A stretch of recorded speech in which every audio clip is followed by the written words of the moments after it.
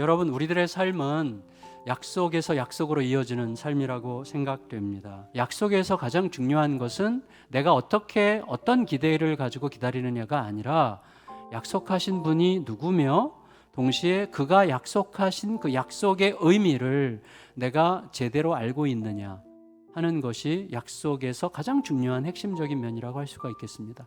부활의 사건은 하나님의 약속의 성취죠. 우리 하나님께서 약속하셨다는 사실을 우리 중에 누구도 부인할 수 없도록 수천 년 전부터 기록으로 남기셨고, 그 기록된 약속을 따라 예수님이 오셨고 부활하셨다는 것을 증언할 수 있는 수많은 증인들이, 지금 고린도 교인들 너희들 부활에 대해서 의심하는 자들이 있는데 봐라, 이렇게 많은 증인들이 있고 가서 물어봐라 라고 말할 수 있을 만큼 확실한 약속의 성취라는 것을 우리에게 이야기해 주고 있습니다. 그리고 그 부활의 사건에는 이미 우리를 위한 약속이 담겨 있어요. 하나님이 이루신 객관적 현실로서의 부활에 우리를 위한 약속이 담겨 있는데, 그 약속이 오늘 말씀에는 어떻게 표현됐습니까? 예수님이 부활의 첫 열매라는 거죠. 예수님이 부활의 첫 열매라는 것은 우리를 위한 약속이죠. 내가 그 두 번째 열매가 될 거라는 약속이 거기에 담겨 있는 것이죠. 그 약속의 지극히 현실적인 하나님의 그 사랑이 오늘 우리의 삶에 감사를 창조하는 힘이 되고 있다는 거예요. 그래서 어떻게 될지 모르는 채 막연하게 살아가는 자들이 아니라 어떻게 될지 알고 오늘을 살아가는 자들이에요. 그래서 어떻게 될지 아는 그것이 오늘 우리의 삶에 어떤 태도를 요청하는지를 질문하는 자들이 바로 우리들이죠. 그러니까 하나님께서 이루신 위대한 결론을 이미 약속받은 자로 그 결론을 향해서 오늘을 살아가고 있다는 것을 마음에 담아야 됩니다. 그에 따라서 고린도 교회의 신자들도 고린도라고 하는 매우 화려하게 타락한 도시로부터 단호하게 등을 돌리고 위험과 손해를 무릅쓴 채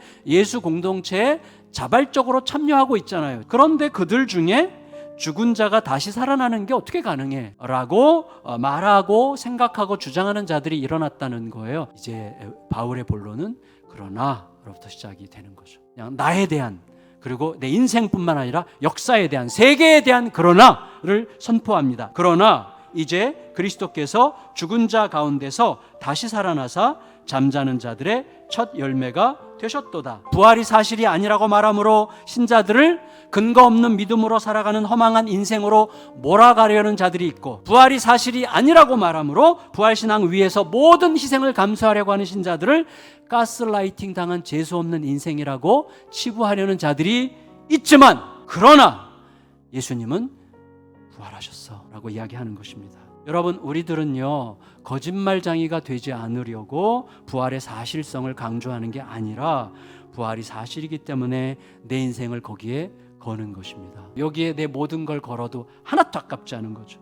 예수님 때문에 행복하고 부활하신 예수님 때문에 두려움을 헤치며 살아가고 있어요. 그리고 이 신앙으로 내 인생과 역사와 세계가 가장 정확하게 해석이 돼요. 여러분, 우리는 부활하신 예수님께서 나의 부활을 보증하시는 첫 열매라는 사실을 완전히 믿게 됐습니다. 그래서 어느샌가 스며들어온 그 소망 때문에 우리가 가슴 깊이 행복감을 느끼기 시작하게 되는 것입니다. 우리는 어느새 그 여정을 통해서 조금씩 더 자유를 누리게 되고 조금씩 더 여유로워지면서도 책임지는 삶을 살 수 있게 될 것입니다. 그리하여 시간이 갈수록 더 많은 감사가, 더 많은 기쁨과 평화가 넘치는 인생으로 살아가게 될 것입니다. 어느새 그 삶이 와 있어요. 그 은혜를 누리는 저 여러분들이 다 되시기를 예수님의 이름으로 축원합니다.